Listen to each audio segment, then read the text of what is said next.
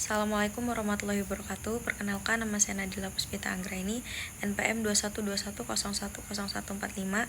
Di sini saya akan menjelaskan materi kelompok 7, yaitu tentang kedudukan Al-Quran sebagai sumber hukum serta sunnah dan fungsinya.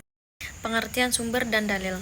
Hukum kata sumber hukum Islam merupakan terjemahan dari bahasa Arab masdar al-hukum atau jamak masdar al-ahkam. Kata tersebut tidak dikemukakan dalam kitab-kitab hukum Islam yang ditulis oleh ulama-ulama fikih dan usul fikih klasik. Kata tersebut menjadi istilah para usul fikih baru muncul sekitar abad ke-14 Hijriah atau sekitar pertengahan abad ke-20. Al-Quran. Pengertian secara etimologis. Kata Al-Quran merupakan isim masdar dari fi'il madi yang artinya membaca, menelaah, mempelajari, menyampaikan, mengumpulkan, melahirkan, atau bunting. Kata qiraah dan Al-Quran, keduanya merupakan isim masdar dari qara'a yang artinya pembaca atau bacaan. Pengertian terminologis ya. Istilah ahli kalam Al-Quran adalah sifat dari qadim yang berhubungan tentang kalimat-kalimat yang makiyahnya penuh hikmah, yang tersusun dari surat Al-Fatihah sampai An-Nas.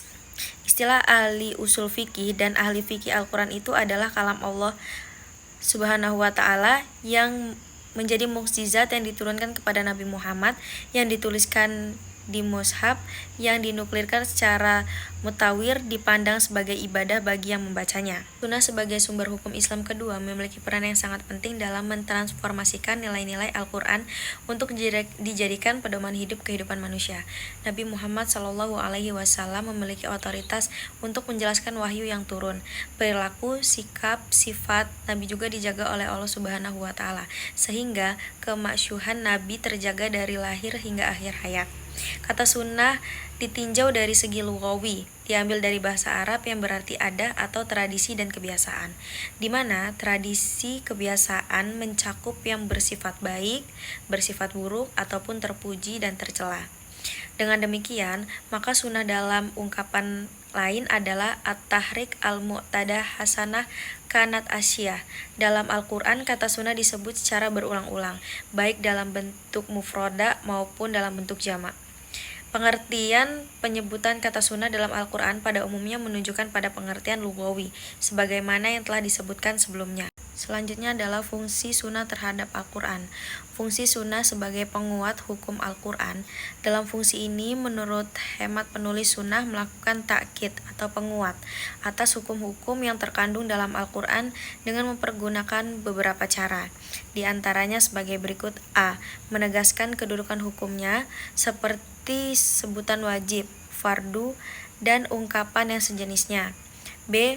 Memerintahkan segi bahasa yang timbul sebagai efek dari suatu perbuatan yang terlarang. C.